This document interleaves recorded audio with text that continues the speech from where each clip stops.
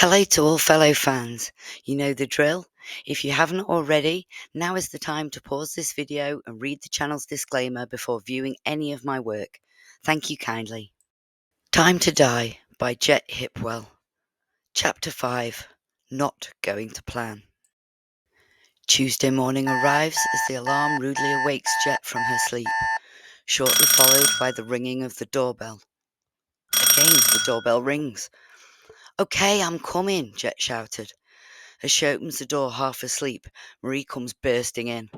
"How can I use my key if you have yours in the door, woman?" She laughs. "It's 6 a.m, dude. I'm not as bouncy as you. I need a brew and a smoke." "Make a thermos mug and a smoke on the way. We need the first bus to town. These plans are going to work, so chop chop, get a move on." The stuff was prepared the night before, and Jet's handbag held the key to killing Matt Fielding. The bus arrives in town not far from the chemist itself. Marie and Jet don't have far to go to reach their destination. On arrival, there was already a line of people waiting outside, and sure enough, fifth in line was Matt, hunched over and smoking a spliff, music blaring from his phone, annoying everyone else in line. "So now we wait. Good job I brought the thermos. It's freezing." Jet opens the canteen, and they share a warm brew whilst biding their time. As Matt exits the chemist, they stay far behind, keeping him in line of sight, but not close enough to be seen.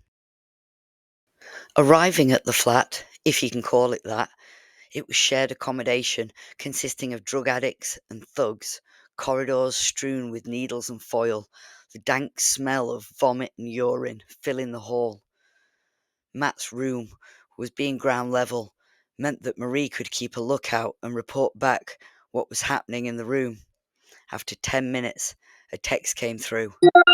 "You're good to go, dude." Jet slowly opened the door to the room, knowing that he never locked it.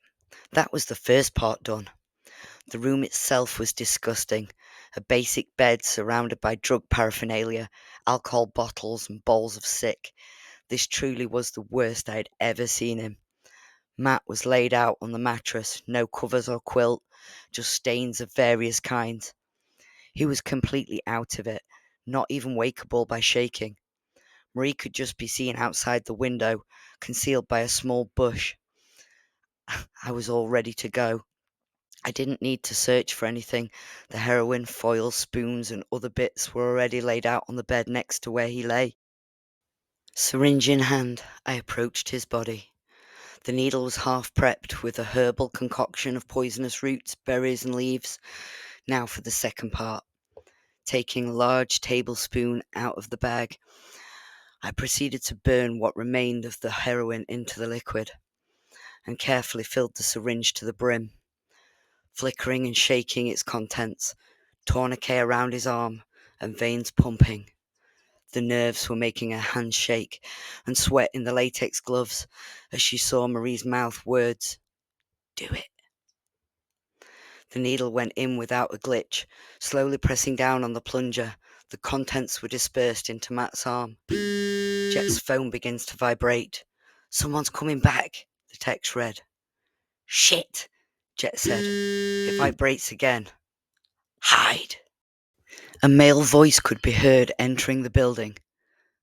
"Matt, dude, can you lend me some cash?" There was literally nowhere to hide. Two options, under the bed or in the wardrobe. Knowing Matt had very little belongings or clothing with him, most of which were on the floor. "Wardrobe it is," she thought to herself as she quietly stepped over the carnage that covered the floor, narrowly jumping into the old wooden wardrobe, only to find that the door was damaged and therefore didn't entirely shut. Holding on to the door as tightly as possible from the inside, she heard the male enter the room. He then spoke again. "Matt, dude, wake up. I need some cash." Matt's body remained lifeless, although still breathing. Realizing he was out of it and wouldn't wake up, the guy started to go through the box under Matt's bed. Rooting through, he seemed to find what he was looking for, and maybe more, as he chuckled to himself, filling his hoodie pockets. Then he turns and leaves the room, door wide open. The phone vibrates. Go! Now!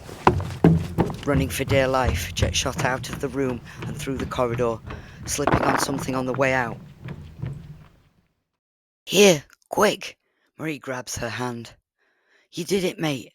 She shoves Jet down behind the bush. I will take a look. He's foaming at the mouth, face down, choking. No, wait.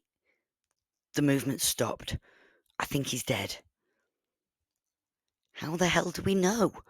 I mean, he should be. How long do we wait? We don't, Marie said, grabbing her hand. We walk now. Pulling her back away from the window, Jet could see there was no one around. Okay, we walk, arm in arm, like any other day. Jet and Marie headed back to the town for a long bus journey home. I can't believe we did it. The scumbag is dead, and I can't hurt anyone else. Did you pick up the stuff on your way out? Yeah, the syringe and tourniquet are in my bag. I'm going to put them in my sharps bin at home. It gets collected in the next week, then goes off to be incinerated. The rubber gloves can go in the fire pit, so that's the evidence gone.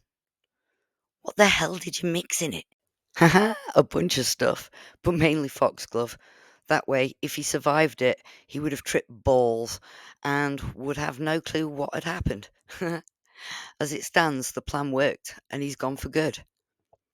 Wait, foxglove? Isn't that the pretty flower you have in your garden? The tall one with the tubes for petals? Yeah, Jet laughs. Pretty, but highly poisonous in the right form. You can make LSD from it, but the wrong amount will stop your heart dead.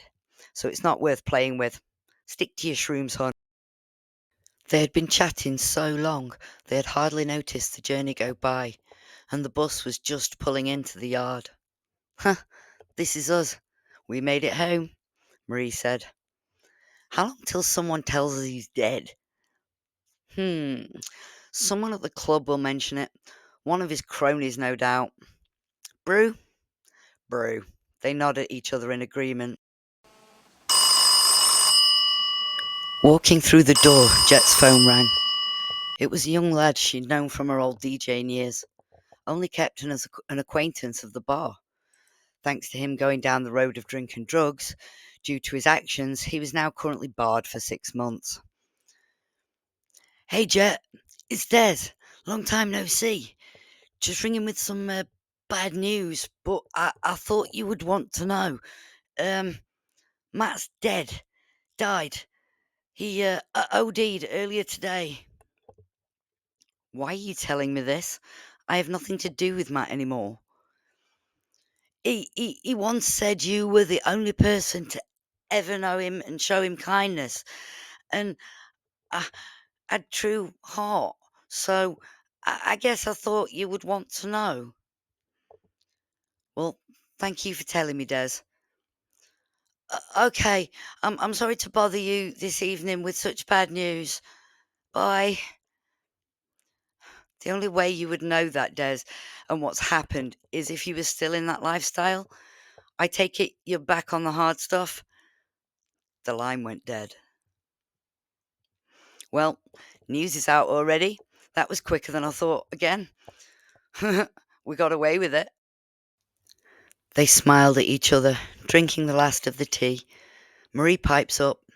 Well, thank you for a really eventful and exciting day. That dickhead's gone and we can sleep peacefully at night. The two laugh.